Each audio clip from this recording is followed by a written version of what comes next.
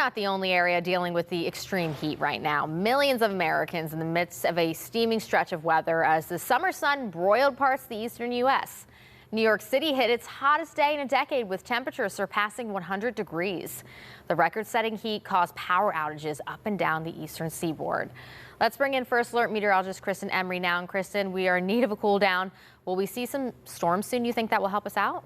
We will see some most likely tomorrow afternoon and evening, and then each afternoon all the way through the weekend. Right now, we're looking off to the west where we have had some storms materialize along an approaching cold front that's trying to drop down close to the area, and then it's going to stall out tomorrow and just sort of hang out here, and that will be the focus each afternoon for some showers and storms developing.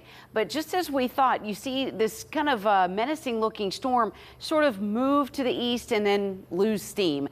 Do a little closer look here. There's still one severe thunderstorm warning in place for about the next 10 to 12 minutes in through northeastern Ohio, but that storm most likely will weaken by the time it gets a little closer to us. We are getting a couple of these areas of lightning and a little heavy downpour pushing in just toward the Greenville area and western portions of Mercer County, but these cells are weakening. Still, we may get a little shower in southwestern portions of Lawrence County, northwestern Beaver County. This cell has been dying out, but don't be surprised in the next 15-20 minutes if you're on the very western corner of those counties if you do get a brief shot of rain.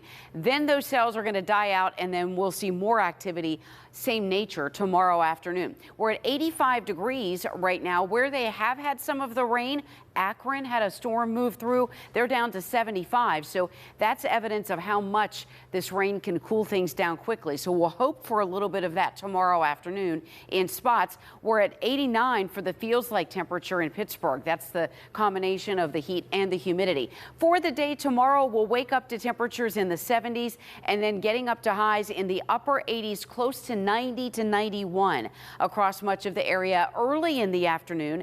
And then after about 2 o'clock, we have a good chance of seeing some of those storms develop. Big ridge of high pressure that's been keeping us in that dome of heat moves off to the south tomorrow. Here comes that cold front, and it'll kind of stall out overnight. We'll wake up to mostly sunny skies and hot temperatures again, but with the heating of the day and that front in place, there's a good chance by around 2, 3, 4 o'clock, we get isolated storms bubbling up, and we'll do the same thing again on Thursday. Now, with some of those storms, we could see those have a brief heavy downpour or produce some damaging gusty wind in spots. So there is a chance that some of those could reach severe limits. If they do, wind damage would be the biggest threat. It's a low-end threat, but we'll mention that.